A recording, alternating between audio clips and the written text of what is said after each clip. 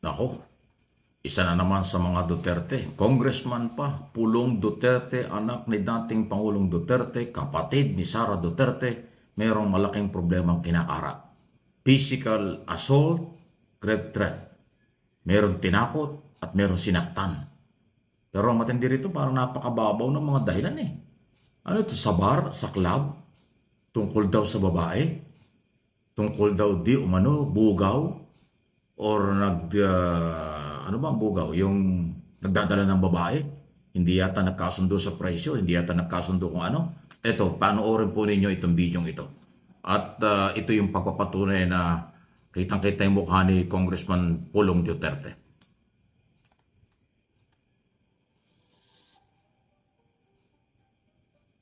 Ayan o, medyo madilim lang o. Yan o, bar o, may mga babae. Okay. Ayan o.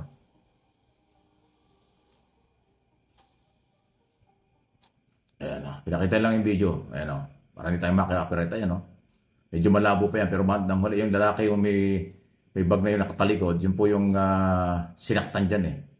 Ito naman, ito nakatuturong niya, yan po si Congressman. Pero ba't na huli makikita niya din malinaw? Yan po yung mga babae oh. Mukhang, ano bang trabaho ng bugaw? Nagbebenta ng babae? Ano ba yan? Pasintabi na? Ano bang trabaho ng bugaw? Parang manager ng mga babayan. Ayan, si Pulong. Ayan po, yan. Yan yung dyan sa loob ng club. Umano yan sa club eh. Hindi, ano? O, yan. Naglalakad-lakad. Marami, mahaba itong video. Ayan, si Pulong Duterte po yung naglalakad na yan. Kasama yung mga ibang bodyguard pa. Kawawa yung mama dyan. Pinalo yung ulo sa ulo. Head to head eh. Pinapalo ni Pulong yung ulo niya sa ulo din nung ayan o, yung nakakita na. Yan si Pulong nakaharap, yung nakatalikod yung lalaki. Ayan o, ayan o. Parang ayan o. Sinusugod ni Pulong yung lalaking may bag. Ayan o, malaki ng katawan ng lalaki. Parang mayroong hawak na something si Pulong kaya binabigyan ng bill. Parang hindi ko alam kung patalim niya kung ano. Ayan o, kitang-kita po yung video niyan. Ayan o, nag-uusap yung dalawa. O yan o, pinalo ng ulo, ayan o. Yan o, yung nakasombrero yung pinapagalitan. Sinisita ni Pulong. O, yan. Kaya karoon ng physical assault kasi pinalo ng ulo niya, yung ulo din ng mama. Ilang beses yan, mayroong bandang huli dyan na sunod-sunod yun, yun. Pinapalo, yun o.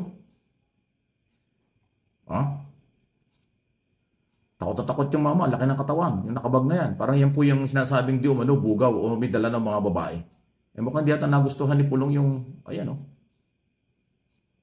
Viral na viral po yung video niyan. Ayan o. Tarang sinuntok pa sa tagiliran eh. Ayan o, tinatakpan lang ho ng bilog kasi parang ayan, mayroong hawak si Pulong dyan eh. Doon sa ibang mga video, mayroong hawak. Ayan o, salamat po ha. Manila Times pala isa sa naglabas nito. Pero marami hong mga media naglabasan yan. Marami yung nagpalabas ng video niya, kaya nga viral na viral yan. Sa lahat ng social media platform nga po, naglabasan na yung video. Ano yung masasabi dyan? Di umano, dyan sa bar o club, dyan sa Davao. Ano lang eh. Sa Davao nga ba ito? Nung bago lang, lumabas yung date yan, parang nito lang February. So congressman pa nga. Kasi congressman pa hanggang June 30 si Pulong Duterte. Di umano doon sa unang mga report, yung lalaking medyo malaking katawan, may sombrerong may bag, yun po yung kausap daw po ng mga babae na dineliver o dinala dyan somewhere doon sa lugar kung saan nandun yung congressman. Tapos mukhang hindi sila nagkasundo. Siguro sabi ng iba sa presyo o baka hindi nagandahan doon sa mga babae, pasintabi na po, grabe naman yan. So nagalit. Sinuntok sa tagiliran, yung ulo head to head, yung ulo ni Pulong, pinapalo doon sa ulo ng mama ng ilang beses. Tapos pero pang nakaamba na parang hindi ko alam kung patalim yun o baso kung ano, tinago lang kasi bawal makita yun. So malinaw na physical assault at saka grave threats. Imagine, congressman, ganun ang ginawa. Di ba ang mambabatas ay gumagawa ng batas? Di ba dapat ang mambabatas, leader by example, sila ay rumirespeto sa batas. Ang physical assault, labag sa batas. Ang pananakot, grave threat, labag din sa batas. Ano ba ito? Lahi ba nila yung gano'n? Parang si Sara, di ba? Nang gulpi, nanuntok ng sheriff nung siya mayor pa. Si Basti naman ay nagbantang mananampal, sasampalin si General Torre. Nung magkita, wala namang ginawang pananampal. Si Duterte, yan din ang madalas sinasabi nung nandito pa sa Pilipinas. Mananampal, maninipa, sisipain ng ICC, sisipain, mananampal, puro ganun mga. Tapos may mga pagmumura. Naman pong mga nangyari na yan ay hindi naman po i-deny nitong si Baste Duterte, bagkus may pag-amin na po sa kanyang side. May pag-amin eh.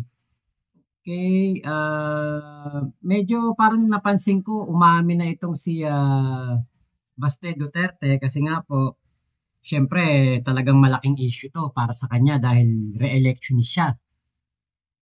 Medyo uphill ang battle nitong si Pulong Duterte sa 1st District ng Davao City dahil nawala ang kinang ng kanilang kandidatura dahil nga po nakulong ang kanyang ama doon po sa ICC. Kulang na kulang na sila sa panahon sa pangangampanya, di ba? Ngayon nandun pa sa dahig etong si Pulong. Tapos may lumabas pang gantong issue. So, habang nanonood po ako ng balita kagabi, napansin ko na umamin naman si Pulong eh. Aminado naman siya. So, ito po yung video. Nagsalita na po si Congressman Toto Duterte matapos kumpirmahin ng Prosecutor General na may isinampang reklamo laban sa kanya. Wala pa raw siya natatanggap na dokumento kaugnay nito at matagal na anyang nangyari ang insidente. Ayun. Nakatutok Ayun, di ba? Matagal. si Darlene Kai. Matagal na daw pong nangyari yung insidente na yon. So, may pag-amin. Karon nakakita na po mo video. Dugay-dugay na nahitabo. Sa isang video mula sa staff ni Davao City 1st District Representative Paulo Duterte, may binanggit na kongresista tungkol sa isang video at kasong isinampa raw sa kanya. Ino-authenticate na anya ng kanyang mga abogado ang isang video pero wala siyang ibinigay na detalye kaugnay nito. Ay murag nauna man og file ana sa butog sa IDG ba.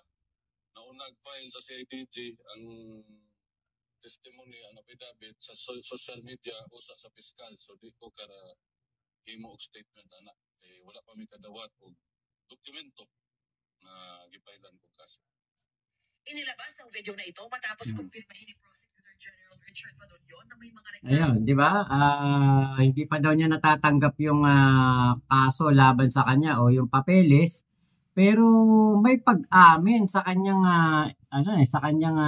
sinabi na ulitin natin ha.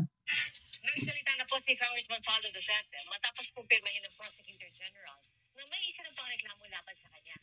Wala pa raw siya natatanggap na dokumento kaugnay nito at matagal na. Nakatutok si Darlene Kai. Karon nakakita na po mo video. Dugay-dugay na nahitabo. Sa isang video mula sa staff ni Davao City 1st District Representative Paulo Duterte, may binanggit na kongresista tungkol sa isang video at kasong isinampa raw sa kanya. Ino-authenticate na anya ng kanyang mga abogado ang isang video pero wala siyang Diba? ibinigay. Matagal nang nangyari. So, alam niya. Alam niya yung pangyayari na yon. Hindi ibig sabihin lingid sa kaalaman niya. 'Di ba? Ito yung alam niya kahit na matagal nang nangyari. So, may pag-amin na. At isa pa, hindi na kailangang i-authenticate yung video dahil inamin na mismo ni Pulong Duterte na matagal na yun nangyari. So, ano pang i-authenticate sa video? Nakita ko yung pinlay na yan ni Sir Mike. Thank you po sa video ni Sir Mike. Nakita ko yung pinlay na yan, hindi na kailangan ito i-authenticate dahil nga po sa salita na mismo nang galing, sa bibig na mismo ni Pulong Duterte nang galing, matagal nang nangyari yan. So hindi ibig sabihin na matagal nang nangyari, ibig sabihin hindi na pwedeng magkakaso. Ngayon po, meron siyang meron siyang isang salita doon sa interview. Ngayon po ang sabi po dito, sagad sa kababuyan mga bataan ng admin. Ang sinasabi niyang admin, syempre ang gobyerno ng Pangulong Bongbong Marcos. Kung hindi ka matalo sa ayuda, matalo ka sa kasuhan kita. That is the new politics of the Philippines right now. Dirty politics. Sanay na tayo dyan. Yan po ang sabi ni Pulong. Aba, talagang sanay na sila sa dirty politics. Bakit? Yan ang gawain nila eh. Di ba? Pero ito, hindi to dirty politics. Itong ginagawa sa kanya. Aba, may video. Buti sana kung walang video. Kung picture nga lang to, dehado yung Kriston eh. Yung Patria. Di ba? May video. Kaya hindi ito po mamumulitika. Ikaw ang gumawa niyan eh. Diba? Sabi mo nga, matagal nang nangyari. Inamin mo na may nangyaring ganyan. So, hindi na kailangan i-authenticate yung video. And, sabi mo, pamumulitika lang to. Kung hindi ka matalo sa ayuda, ano kinalaman ng ayuda sa ginawa mo? Diba? Ise-segue mo na naman sa pamumulitika at paninira sa inyo. Demolition job. Hindi po.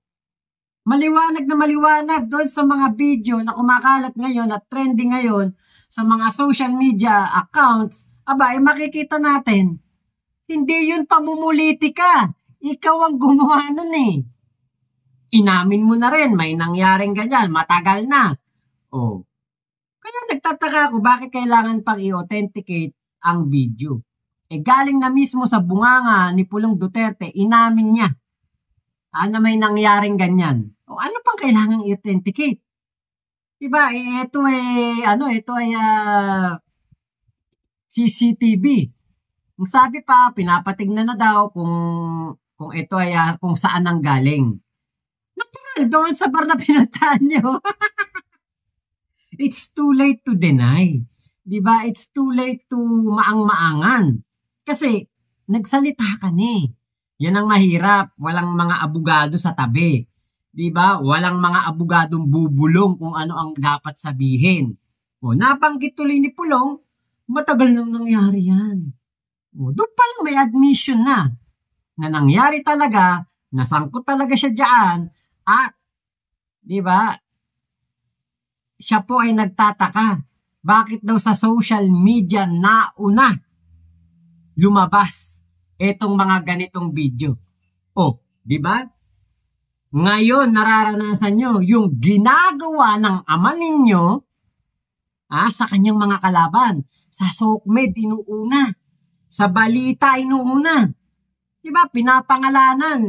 Mahabang listahan ng mga tauhan ng gobyerno na sinasabing sangkot sa sistema ng illegal na pulburon. Diba? Ipapahiya ka. Sasabihin yung pangalan mo, malakas na malakas. Maririnig ng mga kapamilya, maririnig ng mga anak, ng mga asawa, ng mga nanay at tatay na sila ay sangkot sa drug watch list ni Digong. Diba? Walang due process. Ipapahiya ka. Live. Tapos kakalat na sa mga balita ang pangalan mo na ikay sangkot sa pulburon. Ngayon, naranasan ni Pulong, di ba? Parang confused siya. Bakit sa SOCMED unang lumabas? Yan ang ginagawa ng tatay mo eh. Noong siya ang presidente. Di ba? So, eto na talaga. Nabaligtad na talaga. Kung dati nasa taas ang mga Duterte, ngayon, kayo ang nasa ibaba. Dahil sa kagagawan ng ama mo. Dahil na rin sa inyong mga ugali na itinatago na ngayon ay na-expose. Si Sara, alam natin, nanjombag. Si Pulong, banta kay General Torre, di ba? Sasampalin daw, pero nandoon na sa Davao si General Torre, hindi niya magalaw. Tapos ngayon, si Pulong naman, nakita natin, sangkot sa Bugawan, sangkot sa mga hindi magandang activities para sa isang congressman. Dapat nga dito sinisibak yata yung mga ganitong kongresista, di ba? Dahil ito po medyo nakakabastos. At isa pa, may video na makikita dyan ng isang kongresista, di ba? Nang uunday. Di ba? Naku. Ayan na naman. Sasabihin na naman. Pamumulitika na naman. Ang tatamaan dyan kung sakaling tanggalin sa pwesto si Pulong Duterte o suspended, sasabihin na naman, pamumulitika. Lagi naman ganun eh, pamumulitika. Pero ang totoo, sila gumagawa ng mali. Gagawa-gawa kayo ng mali, ngayon isisisi nyo sa pamumulitika. Samantalang kayo naman talaga ang nakikitaan ng kamalian. Di ba? Duterte legacy. Duterte strategy. Ito pa po yung video. Ito ngayon. Ingat po kayo kasi ngayon kahit saan lugar nakabidyo. May mga CCTV. Na-monitor dun sa club. Dun sa bar. Yung komosyon, yung ganun nangyari. At doon sa likod ni Pulong Duterte, mo kami mga nakatayong mga lalaki, malamang bodyguard pa yon. Kaya kahit anong laki ng katawan ng mama na nakasombrerong sinasaktan, hindi makaporma, hindi makapalag kasi may mga bodyguard. Tsaka congressman yung nagagalit sa kanya. Ito, pinapalong ilang beses pinalo ng ulo, head to head. May masakit yun. Tsaka bawal gawin yun. Physical assault yan. At tsaka kung siguro kung ano pa mga sinabi, grave threat na nga. Yan ang congressman ng unang distrito ng Davao. Paano ngayon yan? Kayo mga taga Davao City. Ibuboto ba ninyo yung ganyang klaseng congressman? Bahala kayo. Malamang pumabor ito sa mga Nograles.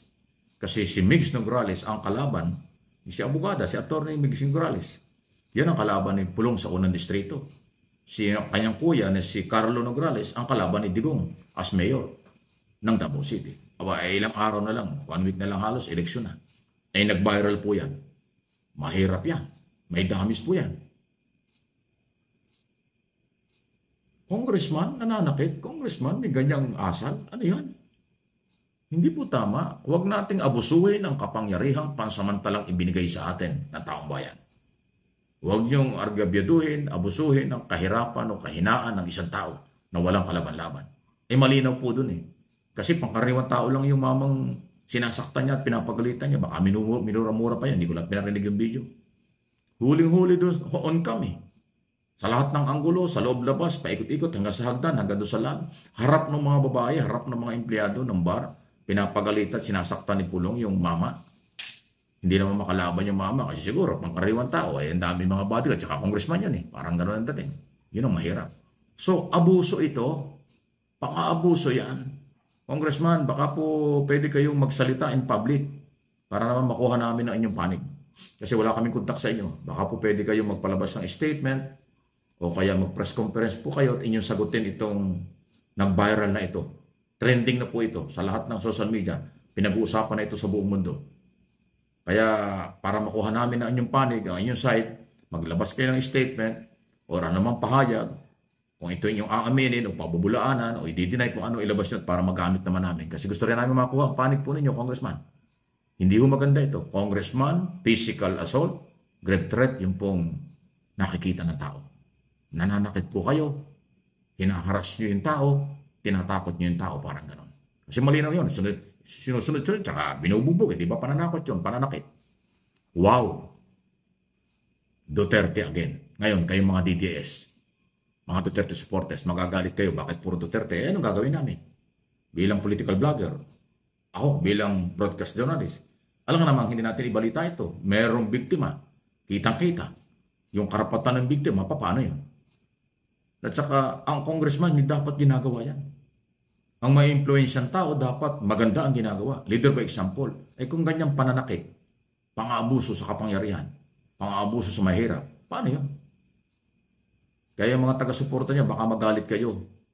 Lutang na lutang ang inyong kabubuhan pag nagalit kayo sa isyong ito. Please like and share. Subscribe kung hindi pa. Alam niyo po, makikita po doon sa video, di ba, na mayroong parang, kasi ang tingin ko doon, kahero yun eh, yung parang nagsusulat doon sa may bar. Tapos, nagaganap yung komosyon doon sa likod niya. Di ba, walang paki, kumbaga parang hindi man lang nagpakita ng interest na panoorin ang ginagawa ni Pulong doon sa lalaki. Kasi nga po, yun yung pinaka punto ng sinasabi natin na merong parang alam niyo yung reign of terror sa Davao City. Dahil nga po kapag nakita nila ang mga Duterte, takot na yung mga tao. Hindi totoo na disiplinado ang mga nasa Davao. Bagkus sila po ay natatakot na makialam kapag ang mga sangkot ay ang mga Duterte. Diba, hindi sila yung masasabi na disiplinado kung meron takot. Diba, ang isang disiplinado sumusunod, hindi tinatakot. Kaya nga po ito, nakita din natin, meron nga po si Ramon Tulfo. Si Ramon Tulfo, kapatid ni Erwin at ni Senator Rapi. 'Di ba? Gumising na daw ang mga taga Davao. Pero alam niyo po, kumbaga, sanay na siguro sila sa ganung pamamalakad, ganung patakaran, parang medyo konting paninindak, 'di ba? Para mapasunod ang mga tao. Pero 'di ba mali 'yun eh. Dapat ang sinasabing disiplinado sumusunod lang. Pero walang kinakatakutan. Meron man kinakatakutan ay ang batas, hindi yung tao. Hindi yung taong nakapwesto. Hindi yung congressman nila. Diba kaya po, kumbaga isang wake-up call to sa mga taga Davao at tingin ko meron naman tsak na mga tao na makakapag-isip-isip na kumbaga parang lumabas yung darker side ng mga Duterte dito, di ba? Yung katotohanan. Nakita na naman nila si Sara, nakita na naman nila na magsalita si Baste, o ngayon, o si Pulong, di ba? Kumbaga, hindi ito paninira, hindi ito pamumulitika dahil wala naman pong ibang taong gumawa ng issue kung hindi si Pulong mismo. Diba si Pulong mismo ang gumawa ng issue na yon. Kaya po walang pamumulitika dyan, wala pong walang halong kulay ng politika talaga. Bagkus ito po ay puro, pure na pure, na sila po ang gumagawa ng kanilang mga ikasisira. So, eto na ba ang katapusan ni Pulong? Eto na ba ang makakapagpatalo kay Pulong Duterte sa Distrito 1 ng Davao City? Kasi po, ang kalaban niya si Mix Nograles, Vicente, abogado, at wala pong kahit isa man lang na issue na makikita natin na kinasasangkutan. Walang negative issues na kinasangkutan to. Magaling din to mag-TikTok. Kaya medyo isip-isip na po mga taga Davao. Ito na po yung time nyo para mapagnilay-nilay ninyo kung karapat dapat pa ba kayong magpa-under sa pamumuno ng isang Duterte. So, yun lamang po. Maraming salamat sa pagsama nyo sa aking vlog na ito. Thank you kay Sir Mike Abe sa kanyang magandang video. Ingat po kayo. Nasa mang panig kayo ng mundo. Momo, chup chup. Love you, love you. God bless us all, Pilipinas. God first.